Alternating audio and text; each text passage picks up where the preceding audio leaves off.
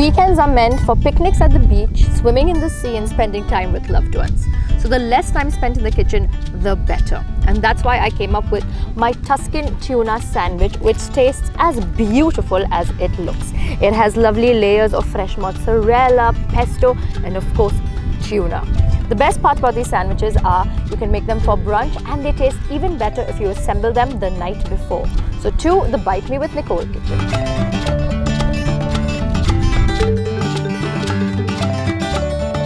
I love sandwiches. I love all sorts of sandwiches. In fact, I think if Chandler had asked Joey a more specific question instead of food over sex and asked him sandwiches or sex, I think he'd have a much harder time answering. And I'm sure that my Tuscan sandwich would be a contender for that. All right, these are amazing tuna Tuscan sandwiches, and because we are working with tuna, we have our sous chef in the kitchen. This is Gigi. I know you want tuna, but you can't have it. So you just wait here until we are ready to share some with you. Okay, so these sandwiches are super bright and light and an absolute beauty to look at. They're full of Mediterranean flavors, and it gets better as it sits. So what I'm doing is making these lovely Tuscan tuna sandwiches for our picnic tomorrow on the beach. And to start with, I have some lovely tuna here, which was in water. I don't like using the tuna which comes in oil because that's just way too much fat, and it kind of flavors everything else, and I don't like the flavor of that oil. So what you do is you start by forking up the tuna into smaller flakes. Forking up the tuna, yes, I did say that. I'm going to fork up the tuna and then fork up those sandwiches. Okay, so you just make it into like tinier little flakes. Gigi is going nuts right now. The focus is amazing. He's got sensei focus right now. Sensei Gigi. Now these sandwiches have very little mayo in them, and you need to put some mayo in them because what happens is the mayo keeps everything fresher and tastes better, all right? And it's also going to add a slight bit of lubrication to the tuna salad which goes into the Tuscan sandwich. So what I have over here is mayo, and this is just light mayo. Now you can make your own mayo if you want, but that just seems insane to make a little bit of mayo for a couple of sandwiches. So if you have mayo at home, and I'm sure you do, just go ahead and use your store-bought one. Doesn't taste like terrible or anything. It's wonderful actually. I like store-bought mayo. It's nice and stable and it's going to stay well. So 2 tablespoons of mayo.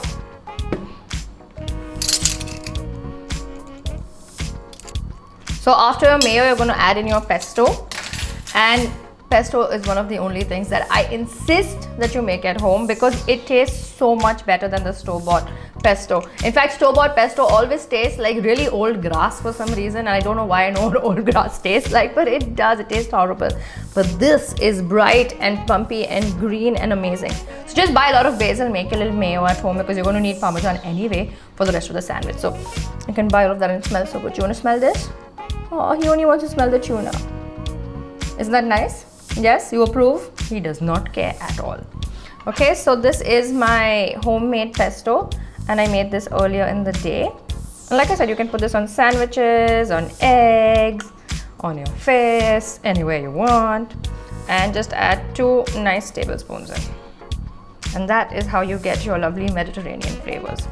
I do like my pesto for the sandwich to be kind of smoother. So if you like it chunky, make it chunky. If you like it smooth, make it smooth. Do whatever you want, dude. Okay. Next, we have some chili flakes, and just need about half a teaspoon of chili flakes. This is the half, yes. Gigi does not care for chili flakes. In that goes. Back you go. Next is squeeze of half a lemon. Well, this is a quarter of a lemon. And the acid just helps kind of float everything through. Also, I have a little red onion here. This is no more than a tablespoon and a half of red onion. If you don't want the oniony flavor, don't add it, but the crunch is fantastic. So this does have quite a few ingredients, but these sandwiches are not like a snack sandwich. These are a brunch sandwich or a hangover sandwich. This is what you're going to crave after you try one. I'm promising you, next time you're hungover, you're going to want one of these Tuscan tuna sandwiches. I've actually fantasized about these sandwiches. It's true. See, I'm the joy of sandwiches in this house. Okay, once that's done, Now I'm going to add in my Parmesan. And I grated this at home. Do not buy grated Parmesan. Somehow it just tastes bad. I think what happens is that there's so much of surface area for the Parmesan, and then the oxygen reacts with the cheese and changes the flavor. So buy a big cube of it, grate it at home, and then add it to your sandwich. Some more lemon on the side. And then we're going to get some olive oil. And you just want a little olive oil to kind of help lubricate the entire thing and loosen it up. Like I said, this is quite a healthy sandwich, yeah? Now, before I add the olive oil, I'm going to start heating a little pan. You should do this in the start before you start mixing. I forgot. And all I have in there is a little bit of olive oil, and that's a slight secret flavor bomb that I have going, which I'm going to show you in a few seconds. It's brilliant. I came up with it. It's fantastic. Just add a little bit of olive oil, about 1.5 teaspoons. And I use extra virgin olive oil for this because I'm not cooking it. So you're going to get the lovely flavor of the olive oil. Also a little sea salt. So the secret flavor bomb to this are fried capers, and capers are something I came up with to put into the sandwich, like fried capers. Why aren't we putting these in more things? They're fantastic. They're so yummy. I love capers. Capers, anchovies, blue cheese, salty things, all the beautiful things in life. Okay, so these are little capers over here, and I'm going to fry them. Yeah, so I need about a tablespoon, and that's going to happen when you put them into the pan, so be careful. Ooh.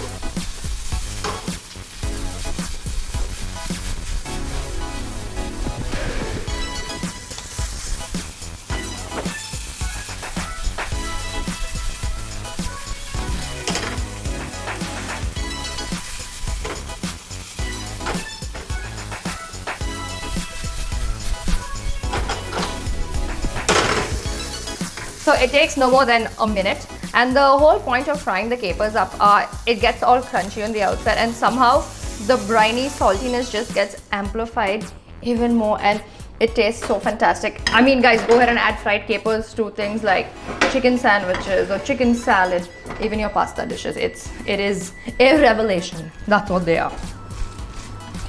So just give it a final mix around and set this aside, and now we're going to start assembling our sandwiches. It's really simple to do, isn't it? It's just about getting a little things in order before you start making the best sandwich of your life. Okay, so I'm going to get some butter and bread. So this sandwich has a lot of veggies that go into it, and that's what makes it better for you and better for me and better for everybody. And this is where I'm going to add some cucumber, and I'm going to just show you how I cut it, because it is quite specific. I want you to cut it in half and then slice it lengthwise, so you have nice thin layers of cucumber. And in fact, if you find these green cucumbers, don't bother taking off the skin. It adds to a wonderful crunch.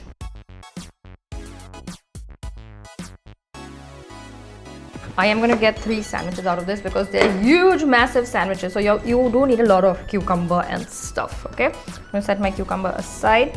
My pesto is here, and I have all the other mixins that are going to go into my sandwich. So what do you need for a sandwich? First of all, bread, and proper bread. We have ciabatta buns, and I just buy these from the supermarket. I mean, I could make these at home. I make ciabatta all the time, but making them for a couple of sandwiches would just be too pedantic, and I'm not nuts to go through that much of work for 3 sandwiches on the weekend. Okay, so like I said, massive. Did I not tell you these were massive? Oof. Gigi, hold on to the bread. Yeah, huge ciabatta buns. Look. Massive, massive. Could be Princess Leia's hair, her bikini, whatever you want. Get yourself a bread knife, and while you're doing that, put the stove on and shut the cabinet. So over here I have my pan, which is just going to leave some grill marks on the bread because I'm going to toast it super lightly. And over here I have some melted butter, and obviously this is salted butter, and this is going to just create the first layer of flavor on the bread. So just melt it out, or you could just slather it on if you want.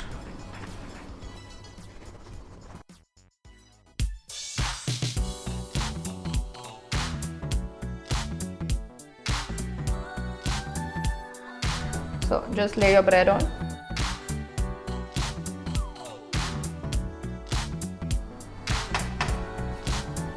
Also over here I have my mozzarella, and this sandwich has mozzarella in it. Yes, it does.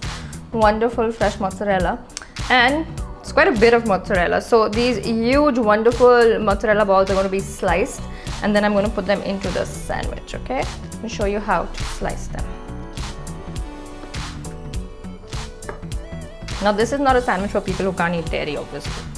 Because look at this beautiful, beautiful mozzarella. So just slice it up. And I put it back in the water that the mozzarella comes in, so that way it stays nice and moist and fresh, and you can store it that way as well.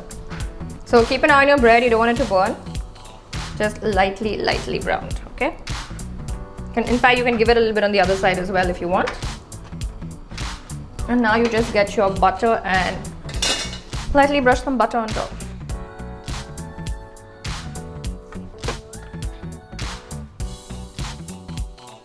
So like I said, now it's time to add some more butter at this point. Gently layer it on. So everything is better with butter. Go ahead and add as much as you want on. And now I'm going to start assembling my sandwiches and show you how it's done. Let's start with this one. Okay, you're going to need a knife and some homemade pesto again. I love fresh pesto. It just smells so fabulous on anything. Make sure to put your pesto all the way to the end, because you don't want someone biting the last bit of sandwiches and have it fail flavor wise. So even some on the top. Okay. Next you're going to put in your arugula, and over here I just have arugula which I washed and then put in a salad spinner. You need to do that, you need to get it completely dry, because otherwise it's going to make your sandwich way too moist and dilute all the flavors. So invest in a salad spinner, trust me, it's amazing. You will use it more than you think you will. Now it's time for the cucumber. So a layer of cucumber. Next you're going to get your mozzarella. So just gently take the slices out, drip them off. You can put as much mozzarella as you want or as little as you want, but obviously a layer is better. Okay, I'm just going to slice this one a little bit so that I have some at the back as well.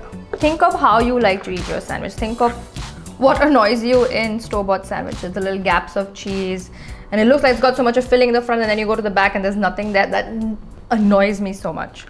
So don't do that at home. Reward yourself at home. Okay, so a little more cheese, because cheese is good for you. I'm sure it is. Snack. And now it's time for the tuna.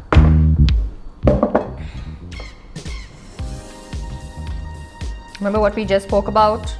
Enough filling in your sandwich, so don't be shy. And you think this is too much of pesto, but it's not. It's just the right amount. In fact, I don't think there's such a thing as too much. So just wash my hands.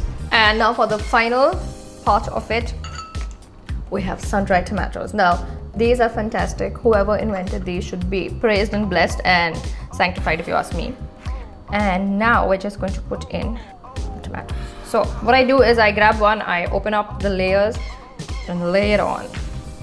If you don't like tomatoes, I still think you should try out sun-dried tomatoes, because they don't taste anything like fresh tomatoes. Okay, these are somehow beautiful and amplified and pumped up in flavor in the best way possible. And that's it. That's how many tomatoes you can add.